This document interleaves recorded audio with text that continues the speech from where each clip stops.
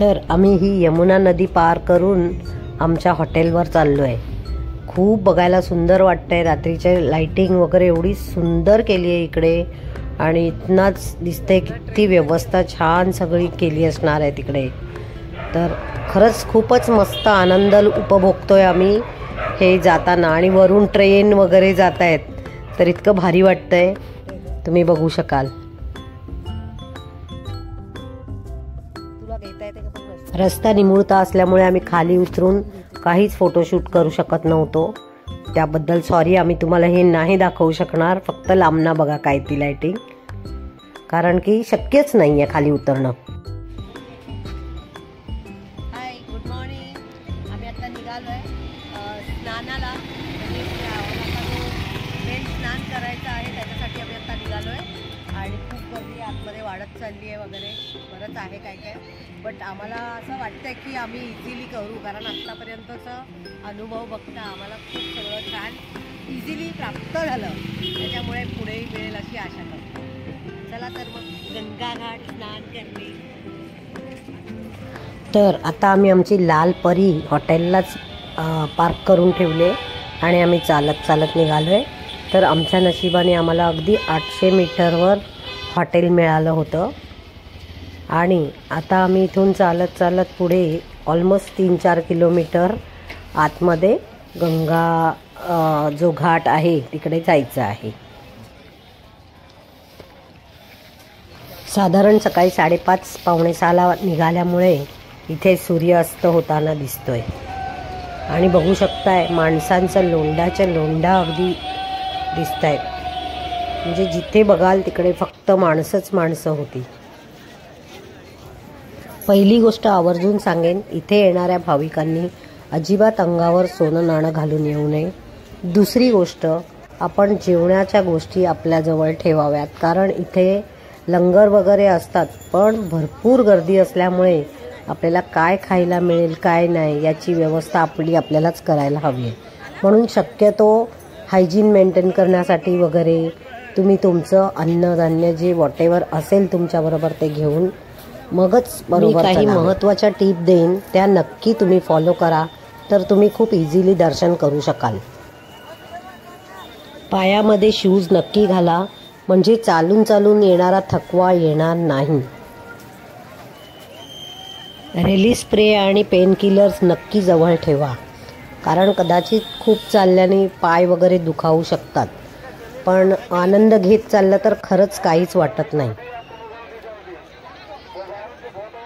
झोपेतून उठून आपण डायरेक्ट गंगा स्नानाला जायचं नाही, तर ज्या हॉटेलमध्ये कुठे राहत असाल तिकडे स्वच्छ होऊन अंघोळ करून मग आपण स्वच्छ कपडे घालूनच गंगा स्नानाला जायचं। त्यानंतर आपलं अंघोळ झाल्यावर पुन्हा एकदा आपण स्वच्छ कपडे घालूनच आपण बाकीचे जे काही दर्शन असतील ते करायचे आहेत।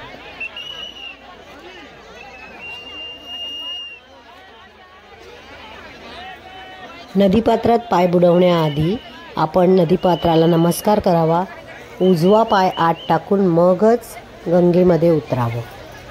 मनात आपल्या गुरूंचं स्मरण करून आपण सूर्याला पाणी वाहावे आणि ओम सूर्याय नमःचा जप करावा।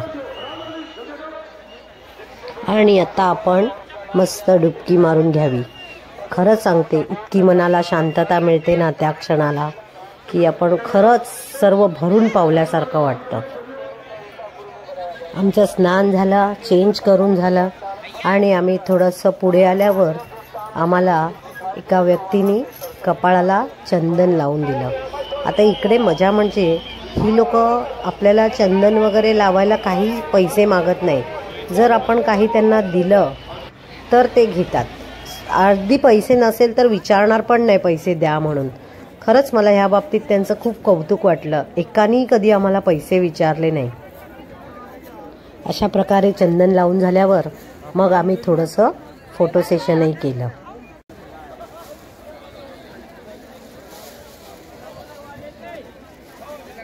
मग आम्ही प्रसाद वगैरे घेऊन निघालो आमच्या हॉटेलवर आणि किन्नरला अजून 1-2 मंदिरं फिरायची होते, ती गेली मंदिरामध्ये। हाय, आमचं दर्शन खूप छान झालं, स्नान छान झालं, सगळं मस्त झालं आणि नंतर माझ्याबरोबर किनल होती, ती एका मंदिरात तिला जायचं होतं म्हणून गेली आणि चुकून आमच्या हॉटेलची म्हणजे रूमची चावी तिच्याबरोबर गेली आणि ती ऑलमोस्ट आमच्यापासून 8-10 किलोमीटर लांब होती, चालत येणार होती आणि आम्हाला लिटरली हॉटेलच्या रेस्टॉरंटमध्ये एका सोफ्यावर बसावं लागलं, कारण की त्यांच्याकडे मास्टर की नव्हती आणि ते आम्हालाच उलट उत्तर करत होते की तुम्ही की कशी काय घेऊन गेले. पण एक साधा कॉमन सेन्स आहे, इथे काही जर इश्यू झाला तर हे लोक काय करणार.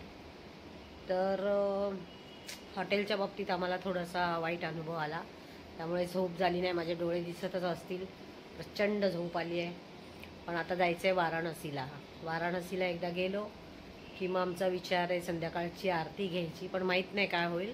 आम्ही एक दिवस एक्सटेंड केला आहे, कारण की परेशला पण झोपेची गरज आहे, कारण त्याने कंटिन्यू ड्रायव्हिंग केलेलं आहे काल पूर्ण दिवसभर आणि आज बिलकुल झोप झाली नाही. आम्ही 3:30-4ला उठलो होतो.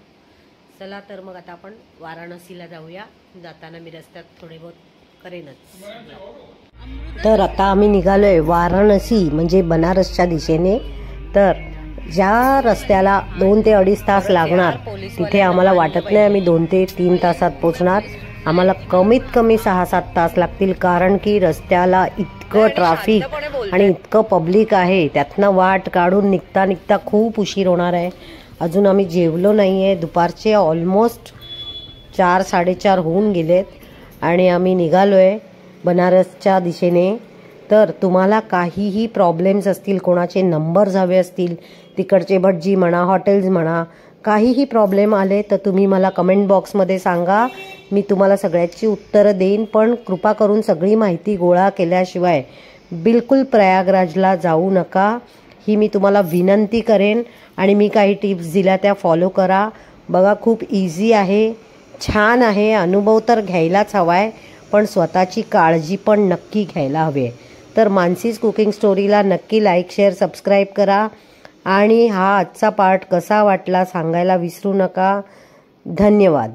हर हर गंगे.